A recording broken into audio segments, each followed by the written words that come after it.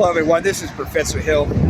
It's a short video for our class, Introduction to Ethics, Philosophy 2306 at St. Philip's College for the summer of 2026.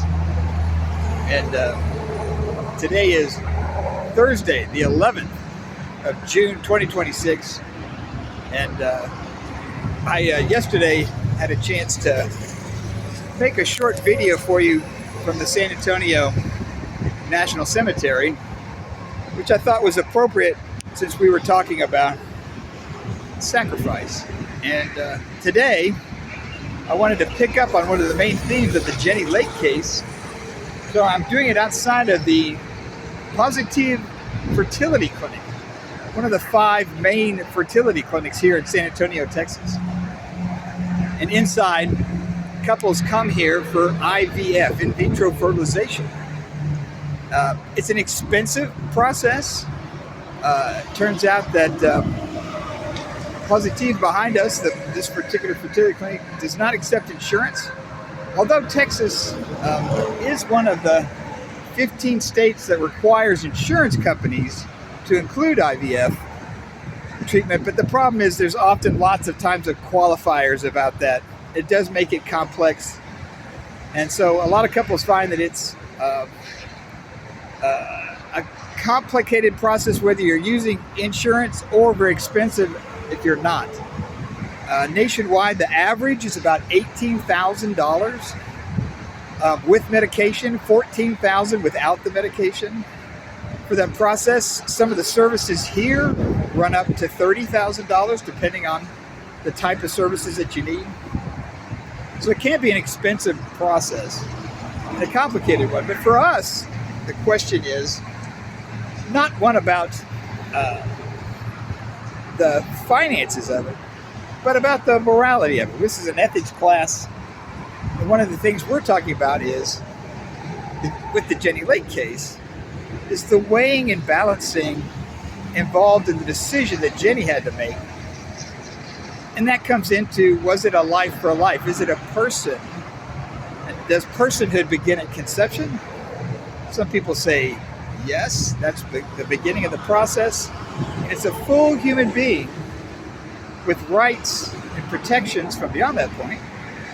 And then there are other people that say, no, it's not yet a person, it's a process. We understand how the process works in terms of the fact that it's, we understand the biology, we understand the chemistry. You can watch YouTube videos of every step of development. The question is, what does it mean? And should there be full protections and rights under the law as fellow citizens and persons from the moment of conception? The people that say no are faced with a difficult question, which is, well, if not conception, when? And why? Where do we draw the line? This has been something our country, our society has grappled with for many decades. We're still in the process now, and what we've ended up with, the current situation legally, is that abortion is legal in some states and not others. And now that we don't have a single unified federal law on that's been overturned, and it's been left to the states. My point is, it's something that you have to grapple with for this particular case study.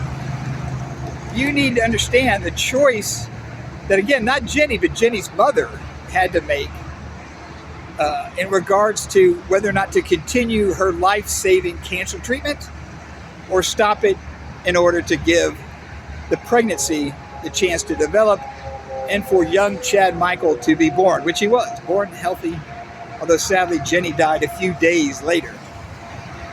It's a terrible case study, and that the story was always going to end badly.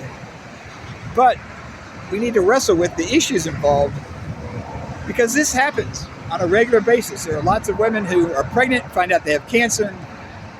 Some, like Jenny, have cancer and find out they're pregnant. And it leads to incredibly difficult moral and ethical choices.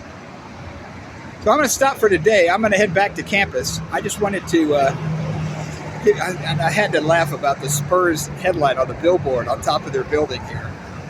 I'll put some more information about the the clinic and the services they provide. And again, for us trying to understand the nature of what they're doing with IVF. It's a very common process. Like I said, there's 5 clinics here in San Antonio. There's over 1 million right now frozen embryos. They're suspended in liquid nitrogen in labs like this around the country. And that leads to a lot of difficult questions about their status as human beings or as human potential. It gets tricky. We're going to look at this in this case study with Jenny Lake, but also with the Nash family when we get to that in 2 weeks. There it'll be even more central to the difficult concepts involved. So for now, I'm going to sign off. Take care, and I'll talk to you all again soon. This is Professor Hill for our Introduction to Ethics class 2306 at St. Philip's College. Bye-bye. Take care.